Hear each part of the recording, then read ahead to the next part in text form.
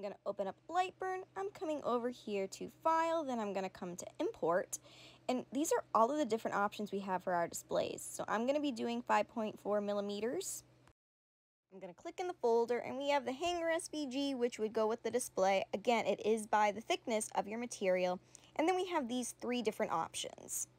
We have a few options here. We have a without custom area, a with custom area, and a single stand. For the single stand, we have a without custom area, which again, it has no custom area, but we have these two little slits at the bottom for the easel and the stand to go in. So that is again without the custom area. We have a with a custom area that would allow us to have a header. And then we have the stands that go with it. And again, don't forget this is by your material thickness. Coming back into the main area of my display, I'm going to kind of show you what it looks like now with the custom area. So we have panel A, B, and C. And panel B, we have a slit at the top and a slit at the bottom, so they can actually slide into each other. We have a panel A, which has a slit at the top and no slit at the bottom.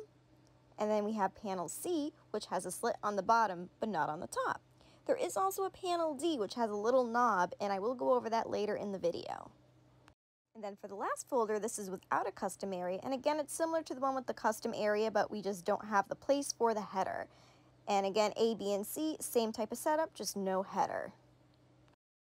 Now, if we come back out into our main area, as you can see, this is where all of the options for the different thicknesses are. We have a custom area themes folder.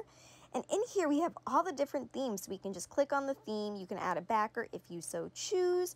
And there are a couple different options, and look at how fun these are. You can add your own logo, your own QR code to them, be creative. There's ones for different seasons, and some come with, again, a blank template, so you can add your own text or words of your choosing.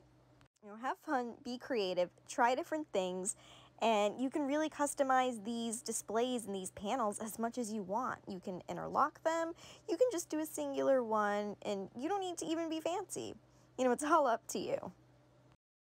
If you are unsure how to figure out the thickness of your material, you can use a tool like a micrometer, or better yet, you can actually download a free file from the Homestyle Customs group. It is a pretty simple tool to use. All you have to do is, you see all these little slots, is you would slide your piece of wood right into one of the slots and see which slot it fits best in. And then you can take that measurement and you can use it to correlate with the folder so you know exactly what thickness you need to make your display size.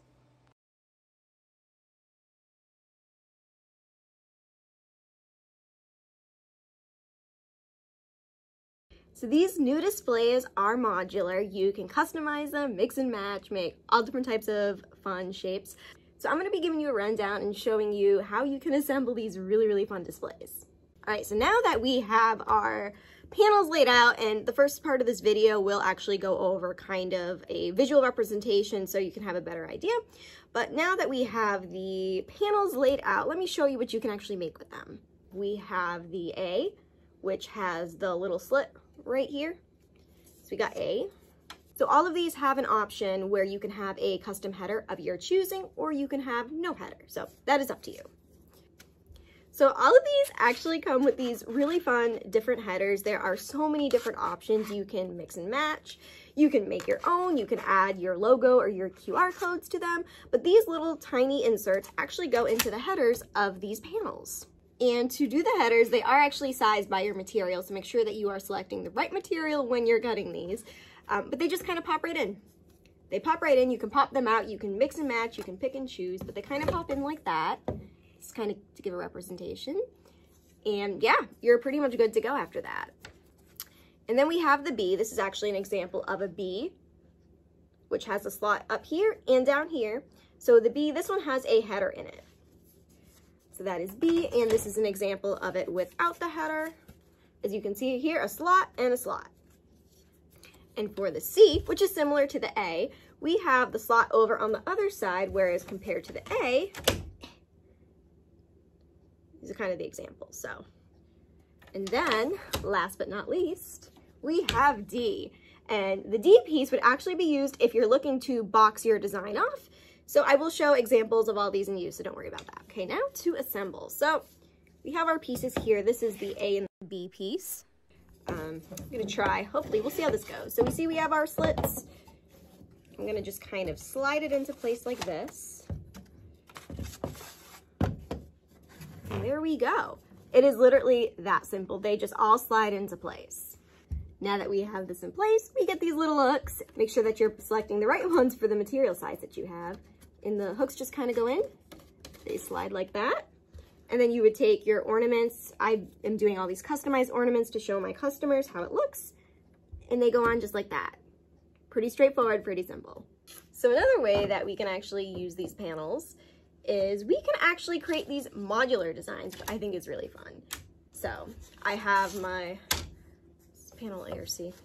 So I have my main panel. Then I can hook these B panels into whether it be a C or an A. Just kind of like that. They slide right in like that. And you can, again, add as many different ones as you want. You can customize them as you so choose.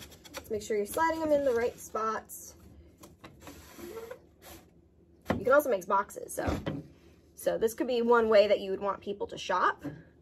You can also, let's see here. You can also make these really fun zigzags. This is what I like.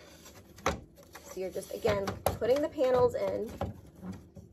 Let's see here. Just like that. And then you would be putting your last remaining one on the edge. And then you can add your last panel here. You can add your own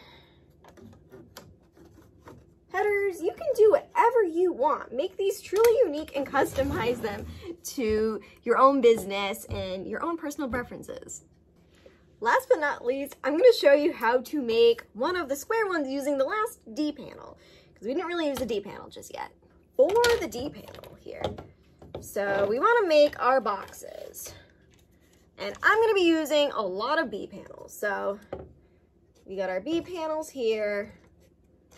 They just, again, slide right into place, just like all of the other ones do. Just slide right in. Let's say I want something with a header on it. Figure out which header I want. We'll do this B panel header. Right? I actually find it easier to assemble these ones this way just because of how they're kind of structured. So I'm going to be setting it up like this. Like that. And then for the remaining one, you can always tell the D panel because of this little knob that pops right out. And then for the D panel, again, this is why I say I like assembling it this way. We want to bring this in, and you are going to kind of have to push it out just a little bit. Bring that in. You see we have our little knob. We just push the knob through like that so I can get a better visual. So you can kind of see how it just kind of sticks up just like that. And then pop it up. We got our box. There we go. There we go. And you just pop your little custom header in, just like that. And then people can actually shop the display. Kind of hard to pop it in over here. I don't know if I'll be able to. But it kind of gives you a visual. I do recommend popping them all in before you assemble. It just makes it a lot easier. So in addition to all of these modular panels and whatnot, you can also use a single panel if you want. So we do have this option. We have these two little slits at the bottom, and we would cut out these little easels or these little stands, and they just kind of pop right in. And here you go. You have your own self-standing display, and you don't need to worry about doing anything modular. I do want to point out that the wood that you use does matter for your displays. This was a wood that I actually got from Home Depot because it was a little bit thicker. I thought it would work, but as you can see, I got some chipping. I'm going to clean that up eventually, but it doesn't look nice. You can't go wrong with Columbia Forest. These are the standard Glowforge sheets that you can actually buy online, and it comes out beautiful. I did go with the 1/4 inch thick ones for these. But yeah, make sure that, you're doing some tests on your wood because I mean, when you're assembling these displays and, you know, that happens, it's not pretty and it's not fun. Again, a lot of this is personal preference. So my best rule of advice is just have a fun time with it. If you have any questions, make sure to ask in the group. I will include a link in this video to the Facebook group if you need any additional help, as well as the file for you to purchase these. So hopefully you enjoyed this, and I can't wait to see what your displays are gonna look like.